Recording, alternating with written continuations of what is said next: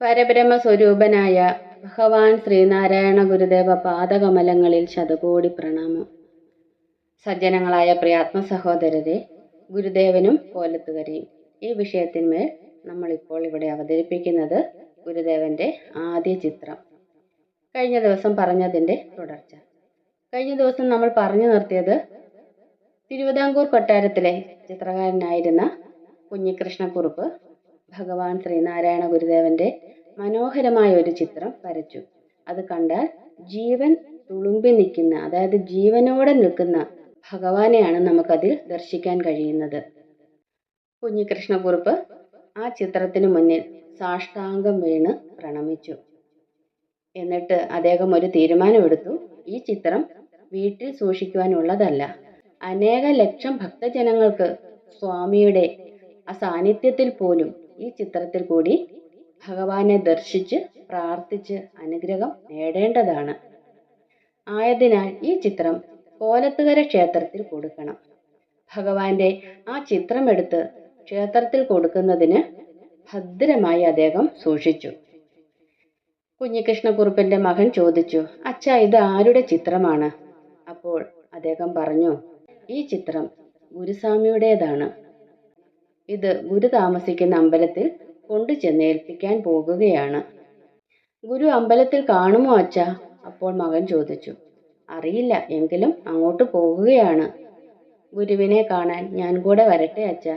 അങ്ങനെ അച്ഛനും മകനും കൂടി ആ ചിത്രവുമായി ഒരു കുതിരവണ്ടിയിൽ കോലത്തുകര ക്ഷേത്രത്തിലെത്തി.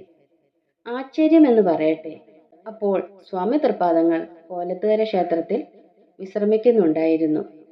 ചിത്രകാരന് വളരെയധികം സന്തോഷമായി. അദ്ദേഹം ആ ചിത്രം സ്വാമി തൃപ്പാദങ്ങളെ കാണിച്ചു.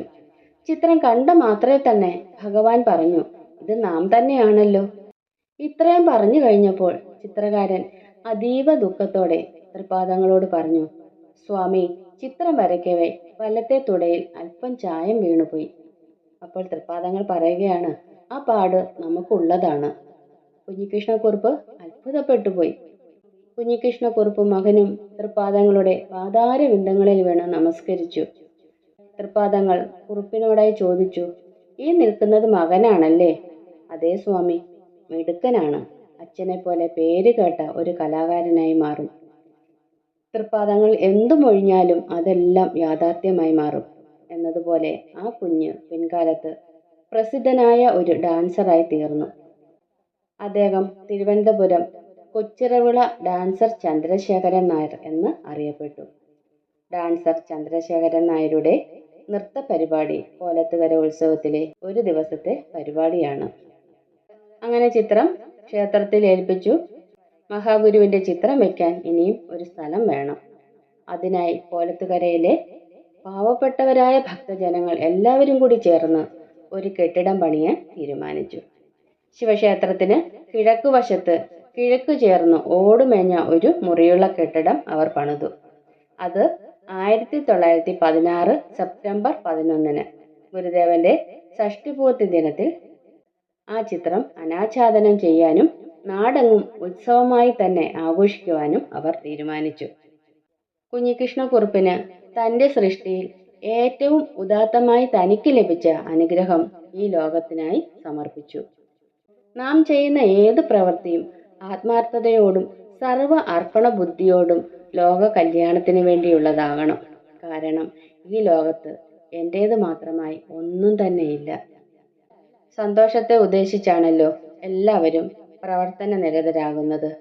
താൻ ഉദ്ദേശിക്കുന്ന പ്രവൃത്തി തനിക്ക് മാത്രം സന്തോഷം വരുന്നതാണോ, അതോ തനിക്ക് ചുറ്റുമുള്ളവർക്ക് സന്തോഷം വരുത്തുന്നുണ്ടോ എന്ന് ചിന്തിക്കുമ്പോഴാണ് ഒരുവൻ ജീവിതത്തെ ജീവിച്ചു തീർക്കാൻ തുടങ്ങുന്നത്.